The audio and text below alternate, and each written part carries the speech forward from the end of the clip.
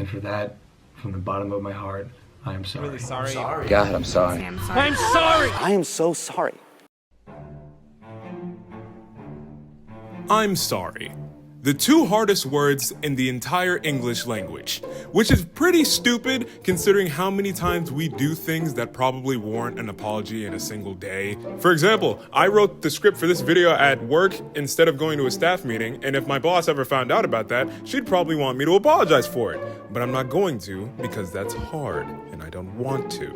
But at the same time, people also suck because we can't accept an apology. It's never sincere enough. We always think we're better than the person. We are the victim who has been wronged, and now we are on our high horse of holy righteousness, and you must grovel before our feet and beg for the privilege of forgiveness.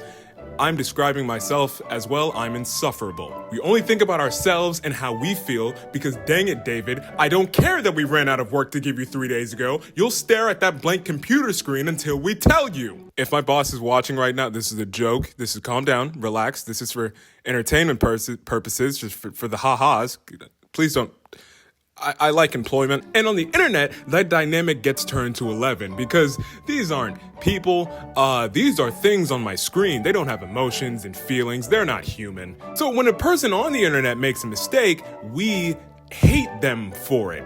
It's stupid, but that's the way, that's the circle of life. But because money, they need to become socially acceptable again. So they do the right thing and try to apologize. But every time it fails miserably. Why is that? Let's find out, shall we? Your apology should say in it what you're apologizing for. This is a point taken straight from a TED Talk given by a guy whose name I can't remember right now. What goes into a good apology? There's a framework you can always use. It goes why, because, and. Always start with why you're sorry. Sorry I couldn't make it to your TEDx talk, Jahan. Move to the because I know you worked very hard on it. And finish with an and.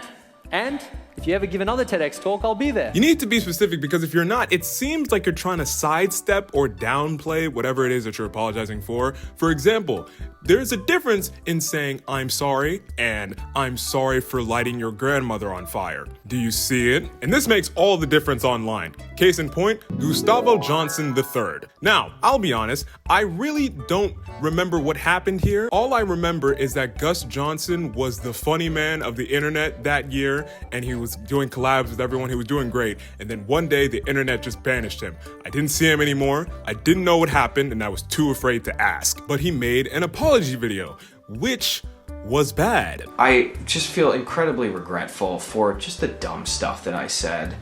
I'm sorry that I caused her hurt during this time, and I'm sorry that I was not the partner that she needed during this really difficult period. He was using a lot of big words, and it felt like he was playing Mad Libs of like 4-syllable corporate words, but he never said exactly what he did. He just said it was a dispute with his girlfriend.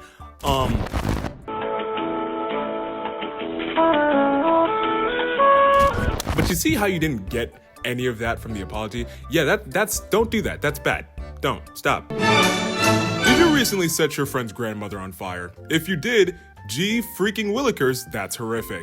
But when you apologized to your friend at the funeral, did you blame it on the fact that her 5-year-old grandson dared you to do it? Because if you did, you suck, man. If you're apologizing, focus on what you did. This is your apology.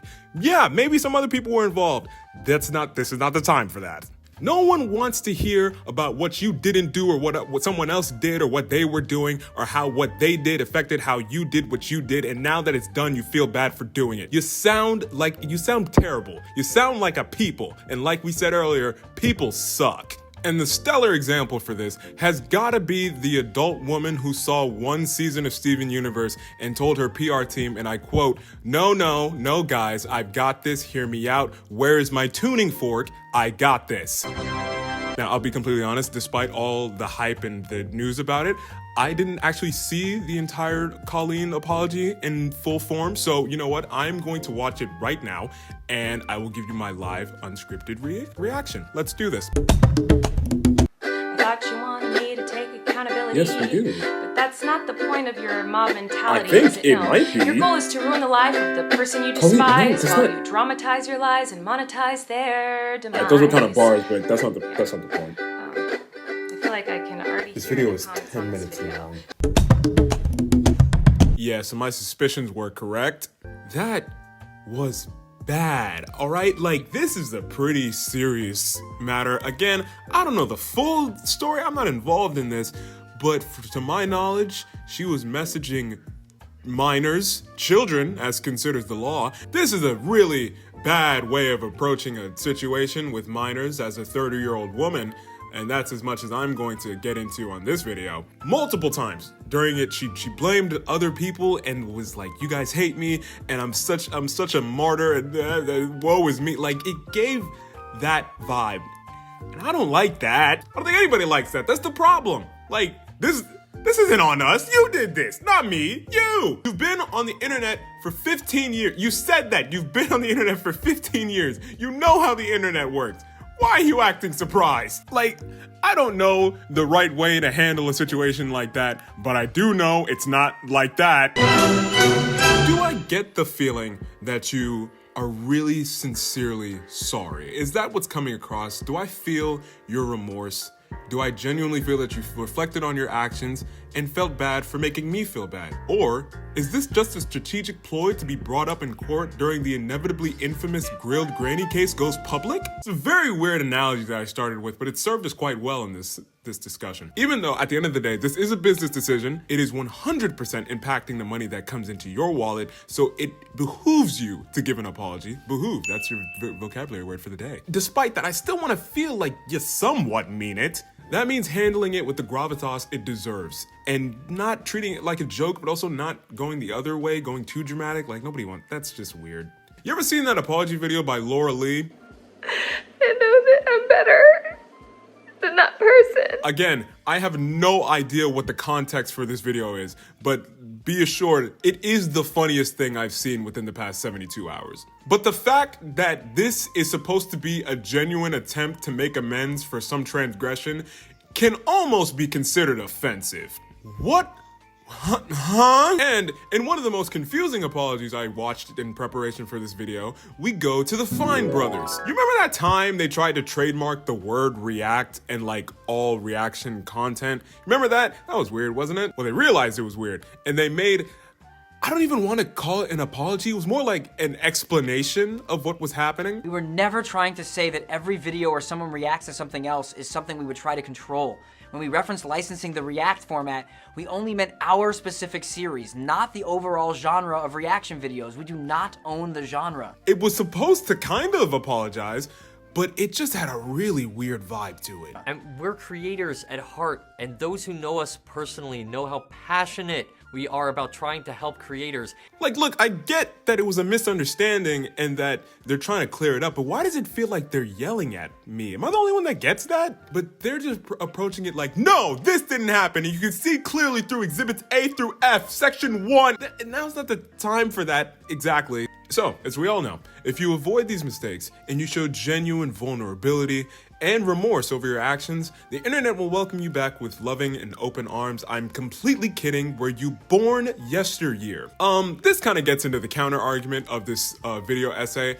Maybe the problem isn't the influencers. Maybe we just suck. Because look, even when a person does do a good job at trying to apologize and showing genuine pity, we will never let them live it down. There's like almost nothing you can do. Case in point, you remember that time that Logan Paul went into that forest in Japan? I'm not gonna say what he did because I don't think I can. He didn't burn a granny, but it wasn't that much better than that. Again, I wasn't involved in that. I didn't really pay attention to it, so I only saw his apology video for it last week. And to me, it seemed great. Obviously, the situation is horrible, but as far as apologies go, he was sincere, he kept it straight to the point. I saw and felt remorse. He didn't try and make excuses. I thought it was good. And the internet felt the exact opposite of that emotion. It's even become a joke. I've made a severe... And have I laughed at that joke? I have. But I don't know, it seemed nice. It just makes us think, do we hold other people that we don't know and barely see as people to a standard that we ourselves could never fulfill? Yes, and we suck. Are we gonna do anything to change it? Probably not. And that is the art of the apology video. I'm sorry.